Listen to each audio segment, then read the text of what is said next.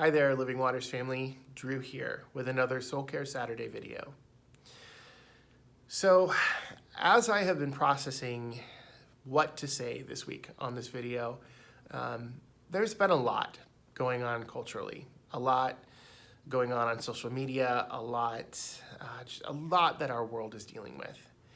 And sitting back and kind of watching it, and watching the reactions of people and watching the interactions of people, my heart has been drawn back to a very simple thing. And what that is the art of listening well. Maybe some of you initially, when I say that, you might go, what? Listening? Why is that an art? Honestly, because listening well is a highly developed skill that a lot of people don't seem to be engaging with. Listening well does not come naturally to us, actually. Probably because the most common form of listening that I think is being displayed right now in our culture, on social media, and sometimes in relationships with each other is this kind of responsive listening. And responsive listening is actually where we aren't listening to understand the other person or the other perspective. We're listening to respond to them, to communicate our perspective.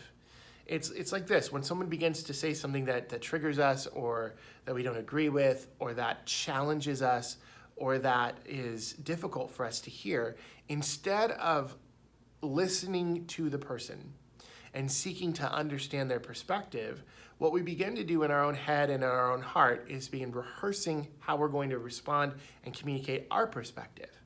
And what that does inevitably is shuts down our ability to actually hear and understand the other person. It's actually a really distorted form of listening, and it is completely unhelpful and completely unproductive relationally, and in community, and in fellowship. It doesn't help, because what we end up doing is we end up trying to communicate our perspective without actually hearing the other perspective completely, and it will inevitably trigger the other person to want to react and respond, to be heard again. And so instead of actually listening to each other, you have this like ping pong match of trying to be heard rather than listening.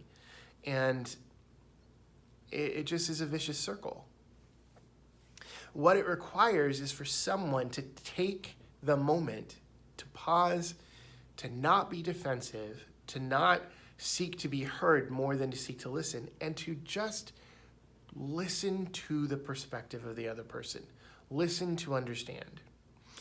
Now, when I first started in pastoral care ministry over 18 years ago, that was one of the first lessons and the most valuable lessons I learned, and one that I fight to still do, not only in counseling appointments, but also in my relationships, and I'm not always successful at it because I'm a human being, we all are, and when we get triggered, naturally we want to defend ourselves, but the most productive and the most effective moments of relationship, of helping people, have come with simply listening well. To give you an idea of what that looks like, when I'm sitting with someone, or when I'm, as my best self, looking at a social media post, or looking at a video, or listening to someone interact, especially, oh my Lord, especially in the season that we're in, with such powerful emotions going on and such powerful pain going on in what people are communicating, what I seek to do is to sit and listen for the feelings that are being communicated and the content or the reason for those feelings. Not to evaluate the validity of them, not to try to understand how to dismantle them, but to understand them, to simply hear what someone is saying. And what that does is that, again, it looks for the emotions and it looks for the content of the speech. And it can be powerfully revealing.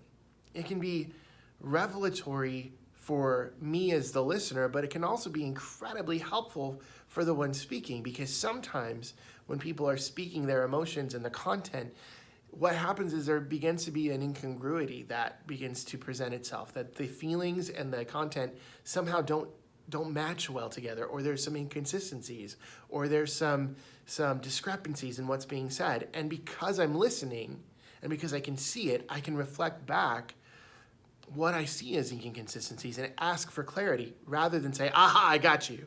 I can say, what you're saying and your emotions don't seem to match, or there seems to be a disconnection between the emotions and the content, or you have valid emotions. Yes, this is painful, but what you're going to validate your emotions doesn't seem to make sense. It finds clarity in the moment, but it only finds that if I'm willing to listen, if I'm willing to suspend my right to be heard and listen. You would be shocked at how powerful and how productive simply listening can be. Now, again, this is super helpful relationally. Husbands and wives, when you're in an argument, believe me, I know how it goes. We want to be understood. We want to win the other person over to the argument. But if we can just stop and listen for what the person is saying and why they're saying it, to understand their perspective before trying to defend our own, maybe even be willing to let our perspective be changed by what we're hearing, it can be profoundly helpful in a marriage, in a relationship. It can be profoundly helpful in parenting, because even though, like with our kids, believe me, Bailey does this every day, where her feelings are huge, and if I respond just to the feelings without understanding where the feelings are coming from and what the reasoning for her is behind it, I'm gonna lose her so quick. She's gonna be pissed off at me so quick, and we're gonna have this ping pong battle instead of actually productive relationship. It's just gonna derail quickly. If that's true relationally in our families, how much more powerful, how much more helpful could it be in our culture if instead of first wanting to be heard, we seek to listen? So here's my challenge for us as a community. We don't need to solve all the world's problems this weekend. We don't need to do much of anything. Instead, can we seek to listen? Can we seek to understand the other's perspective, even if we don't agree, even if they're completely wrong, even if it's uncomfortable, even if it triggers us, even if it pushes on buttons and makes us feel insecure, even if there are things that are being said that aren't true? There's a true place of pain and a true place of emotion that is being communicated, even if the content doesn't match it. But maybe the content does. Maybe the content and the emotion are things that we don't want to hear, but we have to hear.